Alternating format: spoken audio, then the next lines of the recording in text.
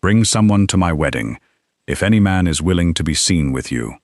Bennett laughed before ending the call. Laurel's face burned as several people heard every word. Furious, she turned to the terrifyingly handsome man standing nearby.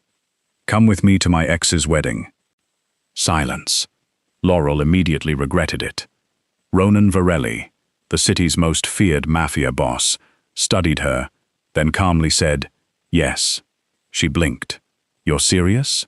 His expression hardened. "Completely. But if that man humiliates you once, I stop being your guest and become his problem." Laurel stared at Ronan for 3 full seconds before common sense returned with enough force to make her want to physically catch the words she had just thrown into the world.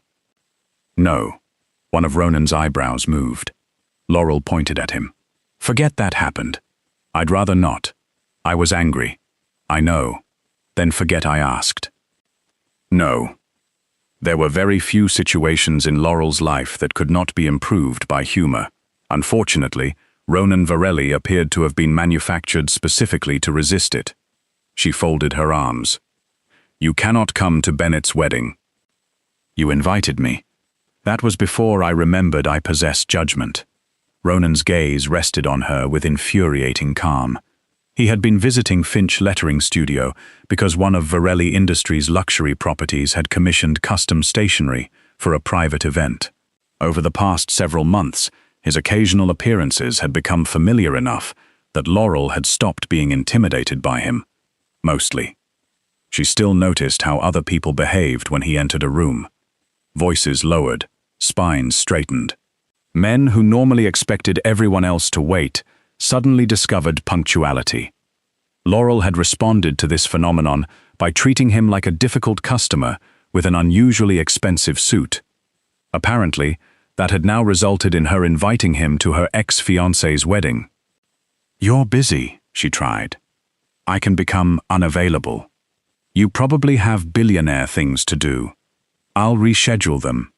Mysterious criminal things? A pause. Those two. Laurel narrowed her eyes. That answer was deeply unhelpful. I wasn't trying to help. Of course he wasn't. She began pacing, embarrassment slowly replacing anger. The invitation had been sitting unopened in her apartment for 4 days before Bennett's call. She had nearly thrown it away. Then he had called while she was working. He had known other people could hear him. That was the part she could not forgive. Not the wedding, not Arabella, not even the reminder of the life Bennett had once promised her. It was the laugh. 3 years disappeared inside that sound. Suddenly Laurel was 29 again, listening to the man she loved explain that her body would become a social liability as his career advanced. She hated that he could still reach that version of her. And she hated even more that her first instinct had been to prove something. Ronan watched her expression change. The amusement left his face. "Laurel." She stopped. "I don't need rescuing." "I didn't say you did. I mean it. You are not going there to intimidate Bennett, destroy his career, buy the hotel, make someone disappear, or whatever it is terrifying men with private security teams do when they're bored." Something almost resembling a smile touched Ronan's mouth. "I wasn't planning to buy the hotel." That is not enough reassurance. His gaze remained on her. Laurel exhaled. "If you come, you're my guest. Nothing else. I'm not pretending you're my boyfriend. I'm not staging some ridiculous revenge fantasy so Bennett thinks I upgraded." "Good." That answer caught her off guard. Ronan stepped closer, not enough to crowd her, only enough that she had to lift her eyes to meet his. "You asked me to attend a wedding," he said. "I accepted." "That simple?" "Yes." She studied him suspiciously. Nothing about Ronan Varelli was simple. "Why do you even want to go?" For the first time, his answer did not come immediately. What Laurel could not know was that Ronan had noticed her long before today, the woman who teased him when everyone else measured every word, who never asked what his attention might buy her, and who somehow made him linger 5 unnecessary minutes whenever he visited her studio. But none of that appeared on his face. Curiosity. Laurel frowned. About what? Ronan picked up his coat. The kind of man who sends his ex-fiancée a wedding invitation just to make sure she knows he thinks she'll arrive alone. Laurel went still. Ronan headed for the door. Then he looked back. What time? By the time the wedding arrived, Laurel had repeated the rules often enough that Ronan could probably recite them under interrogation. You're my guest. Nothing more. I remember. No pretending we're dating. I remember. No threatening Bennett. Ronan glanced at her. Laurel narrowed her eyes. Why did that one require thought? It didn't. That pause says otherwise. They entered together. Laurel had expected the old anxiety to arrive first. It did. For one ugly second, she became painfully conscious of herself, her curves, the shape of her dress against her body, the possibility that every polished stranger nearby might look at her and make the same calculation Bennett once had. Beautiful, perhaps, but not the right kind. Not for rooms like this. Then something strange happened. Nobody was looking at her body. They were looking at Ronan. A man halfway through a conversation stopped speaking. Another turned so quickly he nearly ignored the person beside him. A security executive near the entrance straightened immediately. Within moments, the first businessman approached Ronan with the careful smile of someone who understood exactly how much power stood in front of him. Mr. Varelli. Ronan shook his hand. Another came next. Then another. Laurel watched a CEO she recognized from a business magazine abandon a conversation to greet him personally. She leaned closer. I thought you said you were coming as my guest. I am. Your definition of guest appears to include receiving foreign dignitaries. His mouth shifted almost imperceptibly. I know these people. These people look like they know gravity because you introduced them. That earned her a sideways glance. Then Laurel saw Bennett. His expression was worth every terrible decision that had brought her there. He had been smiling. Now he wasn't. Bennett recovered quickly, of course. He had always been good at that.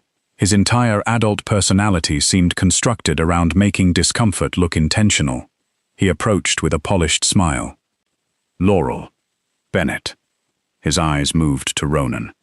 For the first time since Laurel had known him, Bennett Shaw appeared uncertain about how to introduce himself.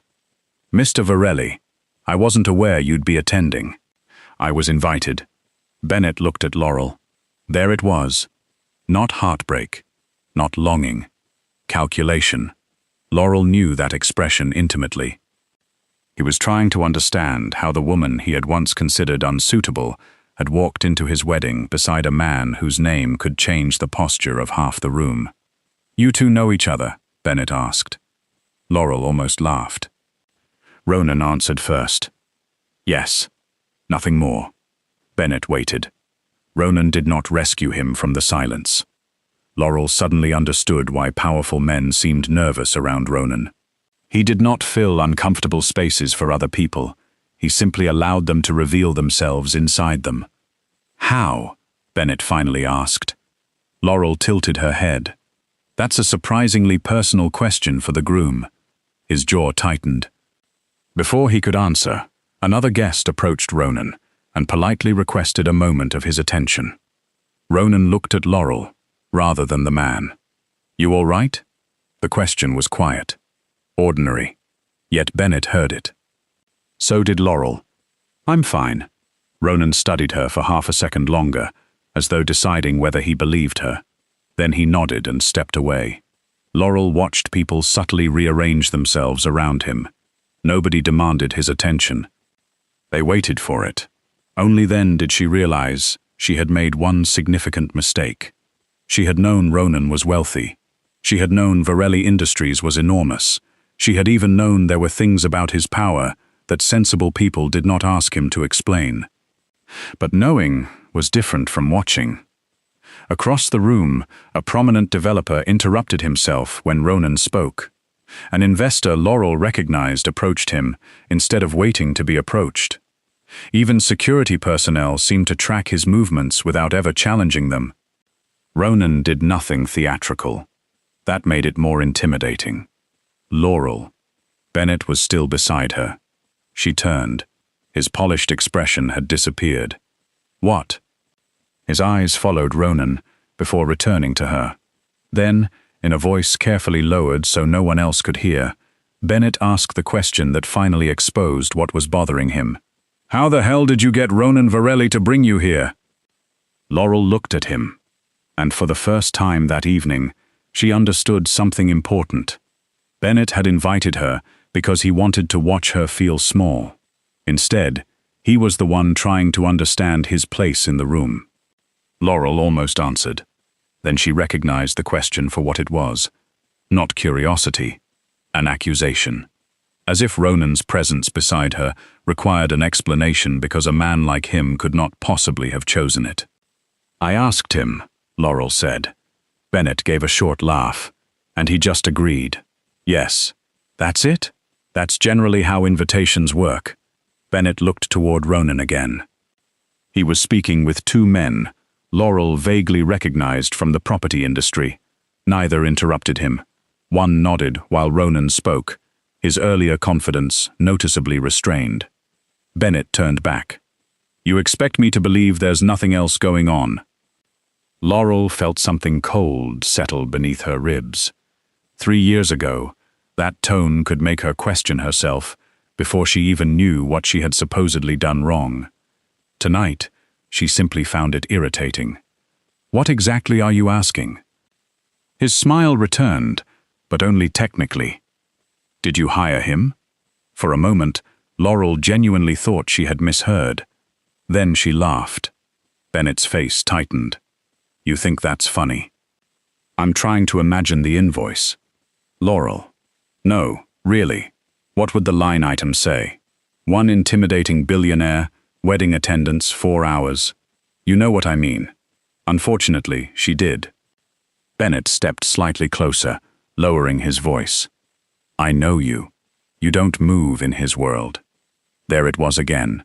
His world. Her world. The invisible categories Bennett had spent years constructing around people. Useful. Impressive. Presentable. Embarrassing. Laurel had once allowed him to decide which category contained her.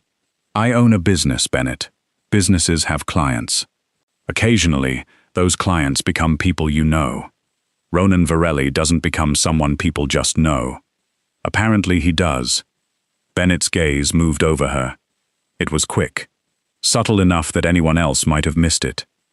Laurel did not. She remembered that look, the silent assessment before dinners, the suggestions about dresses, the compliments that became corrections halfway through. Bennett smiled. Well, good for you. I suppose some men have broader tastes than others. The words landed exactly where he intended.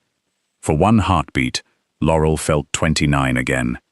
She remembered standing before a mirror while Bennett told her which dress was more forgiving. She remembered entering expensive restaurants and wondering whether everyone could see what he apparently saw. A woman requiring explanation. A woman whose body entered the room before anything else about her did. Then Laurel looked at Bennett. Really looked at him. And something astonishing happened. She felt embarrassed. Not by herself. By him.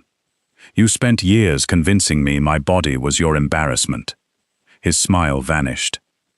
Laurel did not raise her voice. She did not need to. Come on, Laurel. Don't make this dramatic. That used to work too. What did? Making cruelty sound like sophistication. Bennett glanced around, suddenly aware that their conversation might attract attention. Laurel almost smiled at the irony. He was still afraid of being seen. She wasn't. Not anymore. Or perhaps not completely.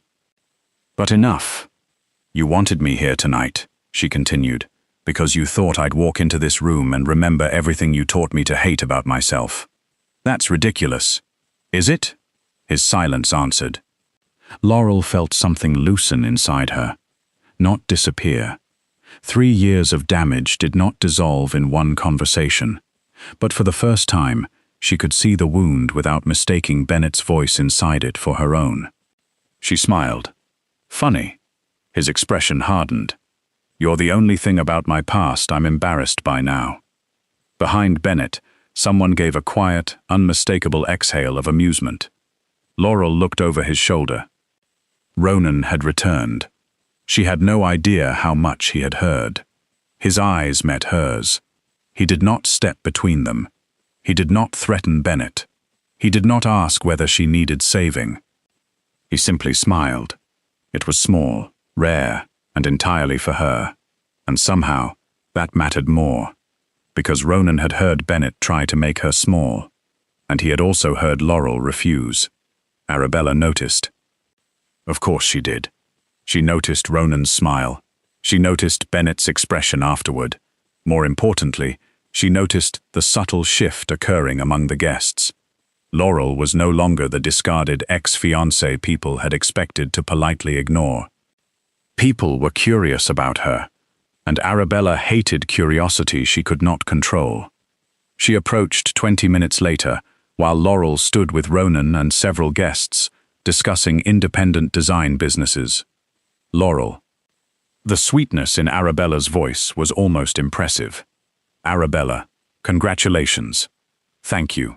Arabella smiled at Ronan before returning her attention to Laurel. I'm glad you came. Truly. I wasn't certain you would. I considered staying home. I would have understood. The surrounding conversation quieted slightly. Laurel recognized the maneuver too late. Arabella had not approached to welcome her. She had approached with an audience. It must be difficult, Arabella continued, considering everything that happened between you and Bennett. Ronan said nothing. Laurel felt his attention sharpen. She could have ended the conversation. Instead, she waited. Arabella mistook that for weakness. Bennett told me how painful the breakup was for you. Interesting. Bennett had apparently edited that chapter considerably. He did? Arabella nodded sympathetically. He felt terrible about ending the engagement so close to the wedding. A woman beside them suddenly became fascinated by her drink. Laurel almost admired the cruelty of the setup. Arabella wanted her to become emotional. If Laurel reacted angrily, she would look bitter. If she became upset, she would look wounded. If she walked away, Arabella would look victorious. 3 years ago, Laurel might have searched desperately for the response that made everyone comfortable. Tonight, she simply asked, did Bennett also tell you why he ended it? Arabella hesitated. Only briefly. He said your lifestyles were becoming incompatible. Laurel nearly laughed. That's one version. Arabella's expression tightened. Then she made her mistake. Well, he was entering a different stage of his career. There were expectations. Certain circles can be judgmental about appearances, and Bennett felt you weren't really suited to the image his future required. Silence. Not dramatic silence. Worse. The uncomfortable kind that arrived when sophisticated people realized someone had just said something embarrassingly ugly and expected them to agree. Arabella continued anyway. I don't mean that cruelly. Sometimes compatibility is about understanding what kind of partner fits the life someone is building. Laurel felt the old instinct stir. Her shoulders wanted to pull inward. For years, she had walked into expensive rooms, imagining strangers, measuring her body against invisible standards. But now, she looked around. Nobody was studying her. They were studying Arabella. And suddenly Laurel understood how much of Bennett's judgment she had carried into places where nobody had actually given it to her. Arabella had tried to expose Laurel's humiliation. Instead, she had exposed Bennett's character. Laurel smiled. Thank you. Arabella blinked. For what? I spent 3 years wondering what was wrong with me. Something changed in Ronan's face. Laurel continued before anyone could interrupt. I wondered whether I should have been thinner, quieter, more polished, less noticeable. I wondered whether Bennett would have stayed if I'd made myself easier for him to display. Arabella's smile had disappeared. Laurel felt strangely calm. You just reminded me the answer was never me. Nobody spoke. Across the group, one older woman looked at Laurel with something that resembled respect. Arabella's cheeks colored. "I think you misunderstood me." "No. For once, I think I understood perfectly." Laurel did not look at Ronan for reassurance. She did not need to. That realization surprised her more than anything Arabella had said.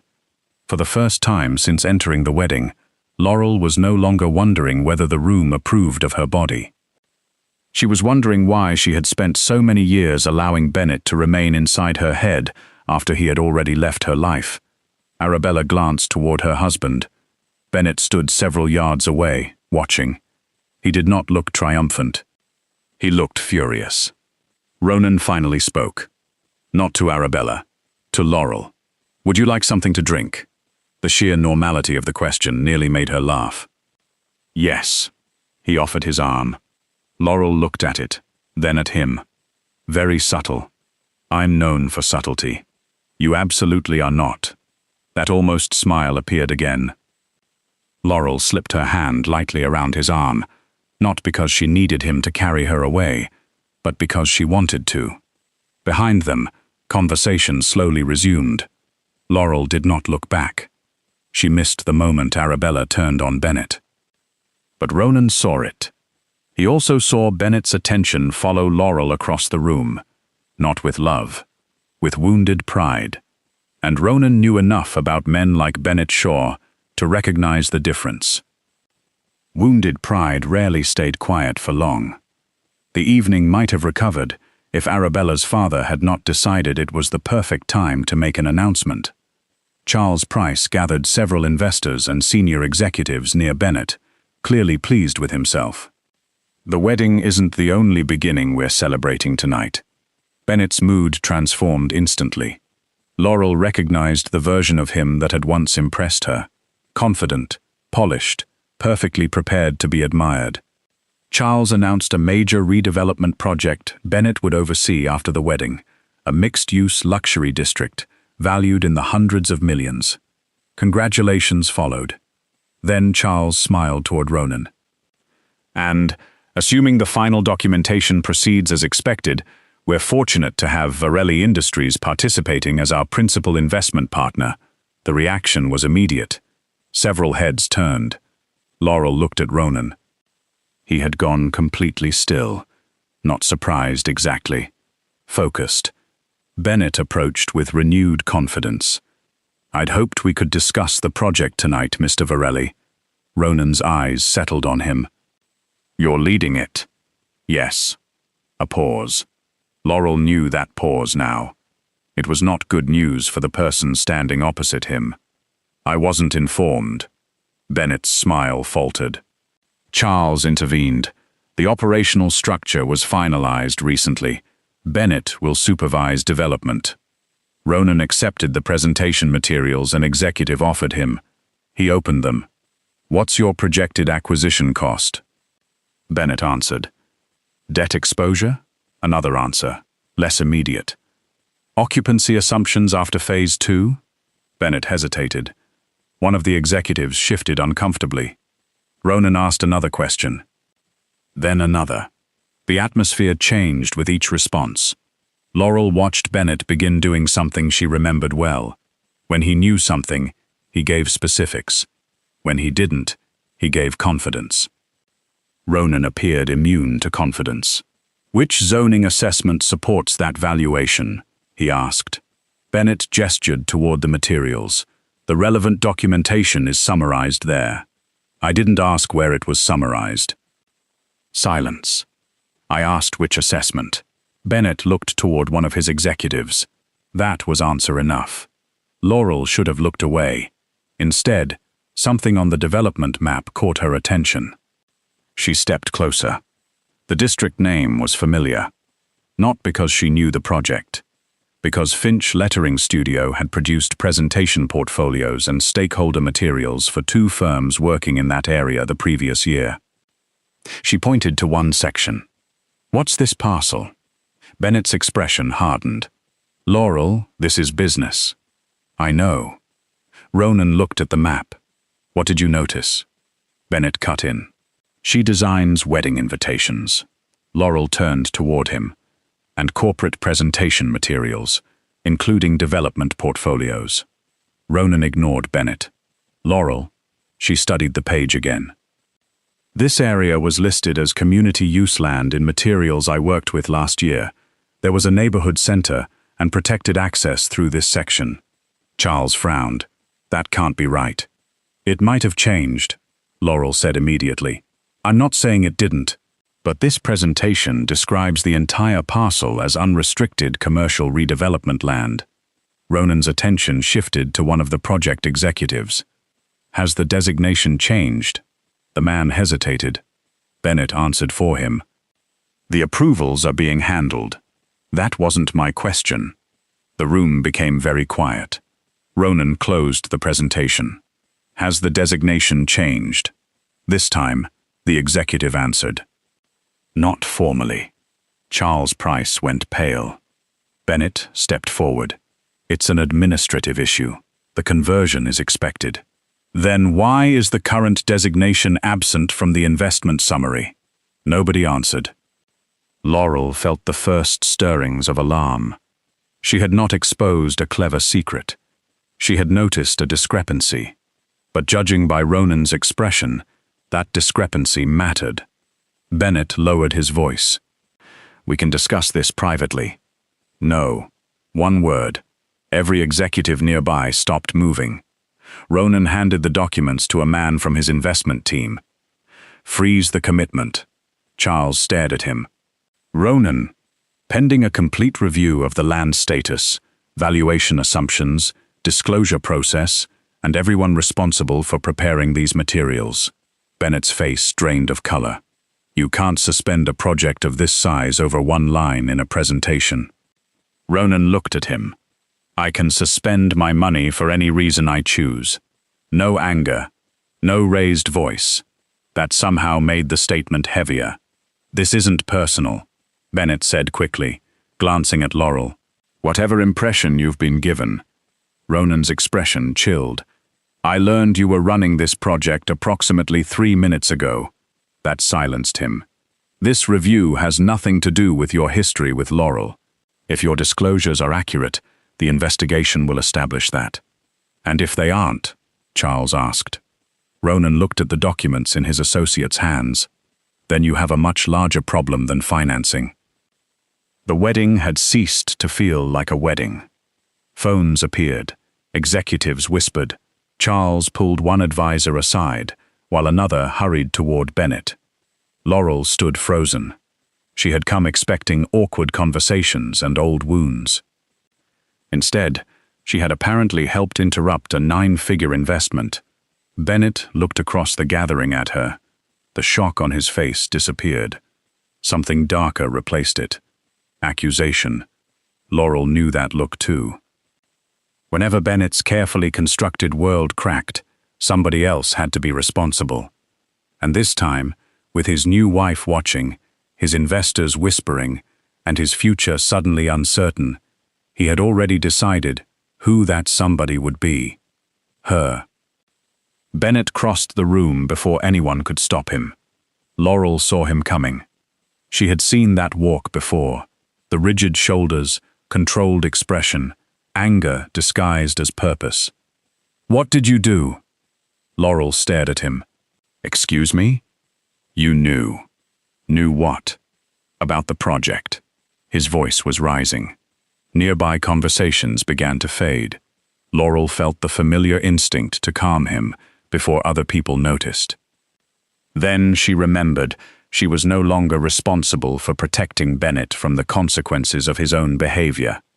I noticed something on a document. At my wedding. You announced the project at your wedding. His jaw tightened.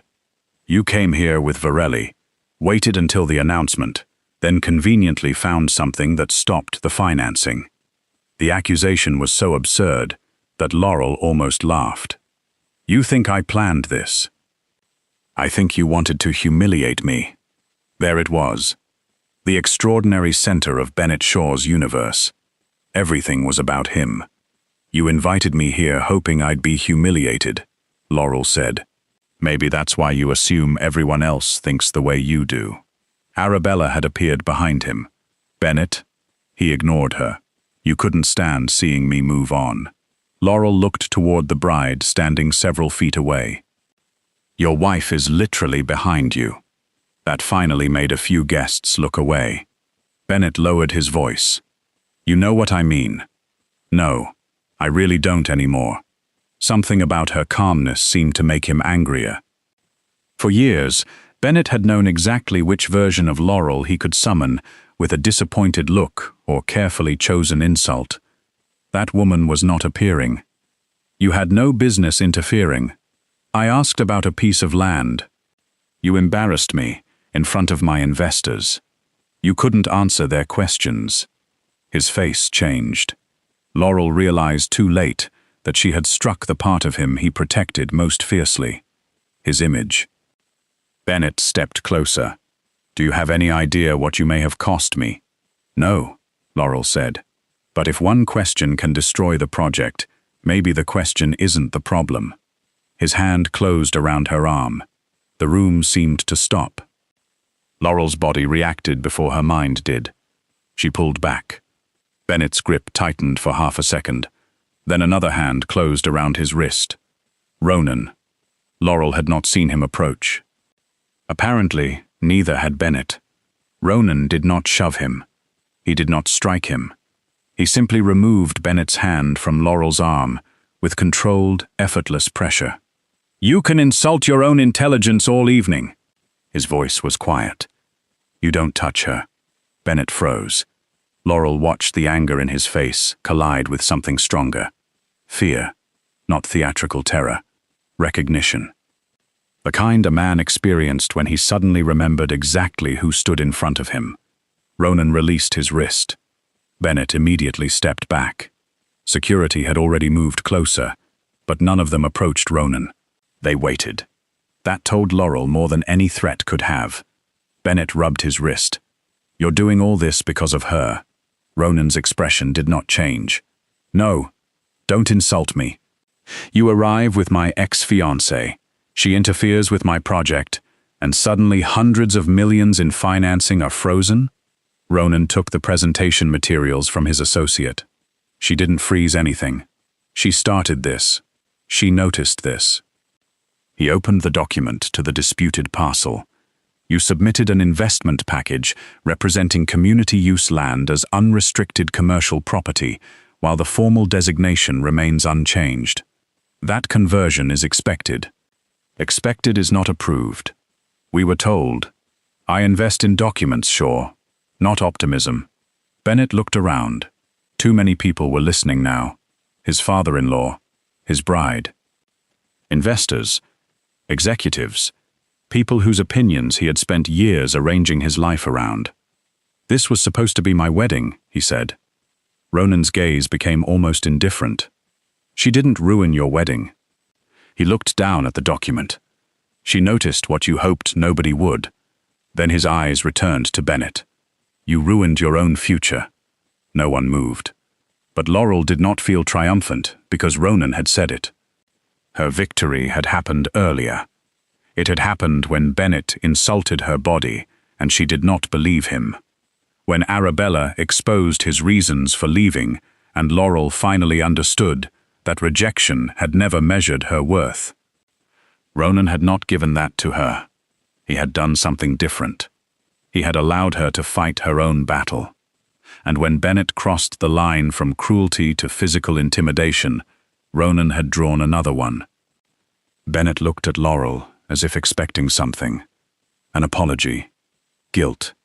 Perhaps the frightened woman who would once have reassured him that everything could still be fixed. Laurel gave him none of those things. She simply stepped away.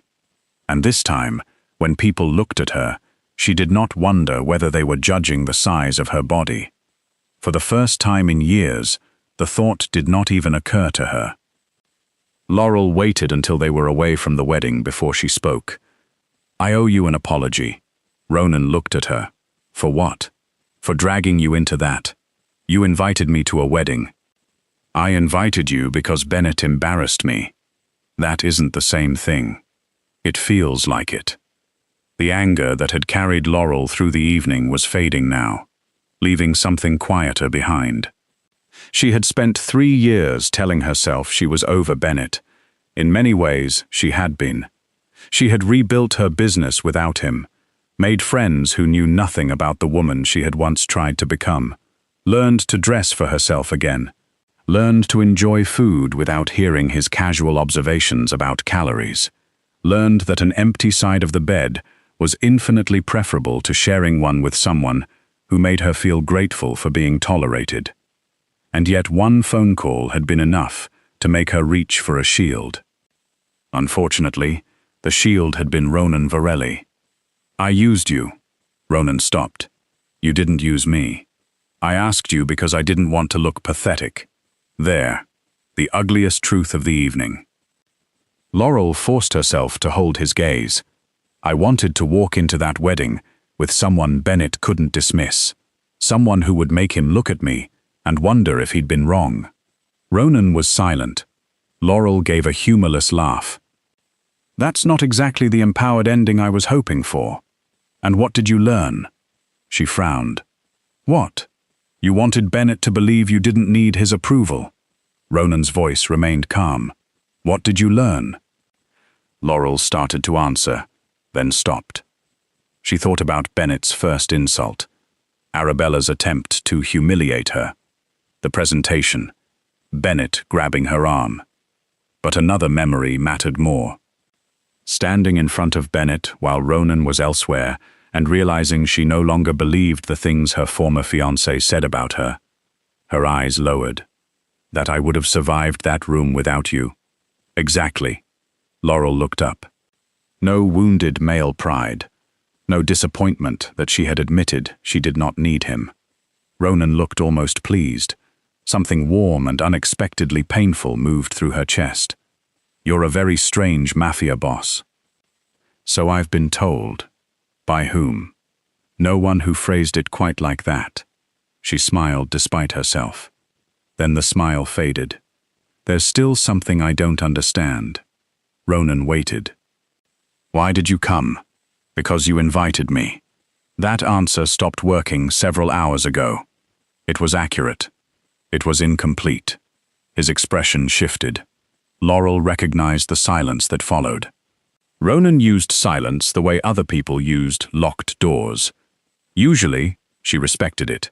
Tonight, she pushed. "You could have said no. You probably should have said no. Instead, I spent 5 minutes trying to withdraw the invitation, and somehow that made you more determined to attend." "It did. Why?" Another pause. Then Ronan said, "Because I wanted to." Laurel stared at him. "That's your revelation." "No." He stepped closer. The movement was unhurried, giving her every opportunity to move away. She didn't. "I noticed you months ago." Her humor vanished. Ronan continued, "You were never particularly impressed by me." "That is absolutely untrue. I was impressed. I simply hid it beneath insults." "I know." "You knew." "Laurel, you once told me I looked like a man who considers smiling an unnecessary business expense." "You do."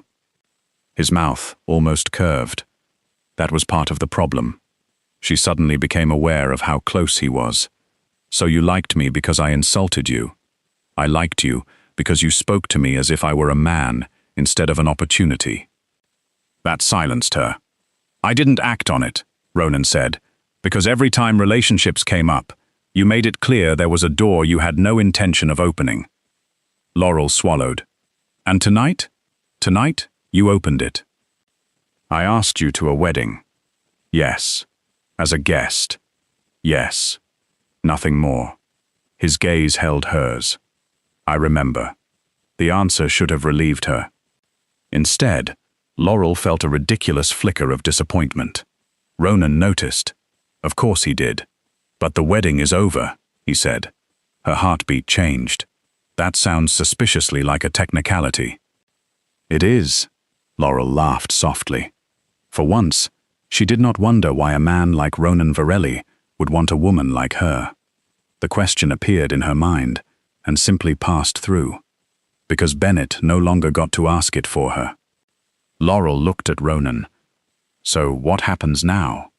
For a man capable of freezing a 9-figure investment with a sentence, his answer was remarkably simple. Now I ask you to dinner. A date? Yes. No fake relationship. No. No terrifying billionaire favor I accidentally agree to. No. No making Bennett jealous. Ronan's eyes darkened with amusement. I stopped caring what Bennett thinks several hours ago. Laurel smiled. So did I. That, more than anything, felt like freedom. 1 year later, Laurel had a problem she never imagined she would complain about. Finch Lettering Studio was running out of space. She had hired 2 additional artists, expanded into luxury event stationery, and developed a waiting list long enough that she occasionally opened her schedule just to stare at it in disbelief. Ronan claimed he had nothing to do with the growth. Laurel believed him. Mostly. He had never pushed Varelli contacts toward her, never treated her business like a charming hobby he could improve with money. When she asked for advice, he gave it. When she didn't, he somehow managed the extraordinary feat of keeping billionaire opinions to himself. That afternoon, he appeared while Laurel was reviewing stationery for an extravagant wedding. She looked up. You're becoming disturbingly comfortable around wedding invitations. Ronan examined one of the designs. One taught me something useful. That embossed cardstock is unnecessarily expensive. No. That people become temporarily insane when choosing fonts. I learned that from you. Laurel gave him an offended look. Then what? Ronan reached inside his jacket. Laurel stopped smiling. He placed a small box on the table. For several seconds, she only stared. Then she looked at him. Ronan. He opened it. The ring caught the light. Laurel's hand rose instinctively to her mouth, but Ronan did not kneel. Instead, he stood there with the same impossible composure he had worn a year earlier when she had impulsively asked the most dangerous man she knew to attend Bennett's wedding. Last time, he said, you asked me to attend someone else's wedding. Laurel's eyes burned. Ronan extended his hand. This time, I'm asking you to help me plan ours. She looked from his hand to the ring. Then back to his face. A laugh escaped through the tears threatening her eyes. You're supposed to ask the important question first. Ronan went very still. Laurel smiled. For perhaps the first time in his adult life, Ronan Varelli looked as though someone had discovered a flaw in a plan he had considered flawless. You planned an entire proposal, she said, and forgot the question? I assumed my intentions were clear. That sounds suspiciously like something a terrifying corporate chairman would say. He exhaled. Then the man who could silence executives, command rooms without raising his voice, and make powerful men reconsider their decisions with a glance, lowered himself onto one knee.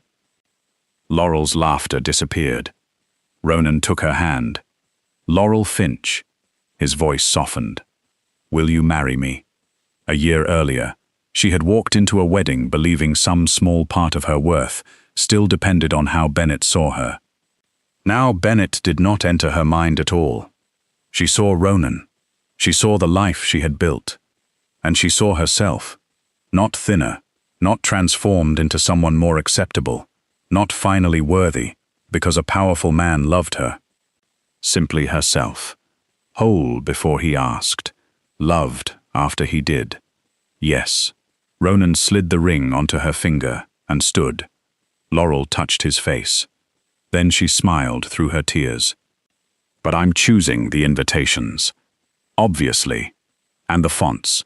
His expression tightened. We can negotiate. No. Ronan stared at her. Laurel grinned.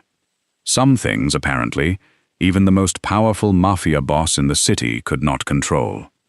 The first time Laurel had asked Ronan to attend a wedding, she had wanted someone beside her, so she would not look unwanted. This time, she wanted him beside her for an entirely different reason. And when Ronan kissed her, there was no ex-fiancé watching, no room to impress, and nothing left to prove. No shield, no performance, no pretending.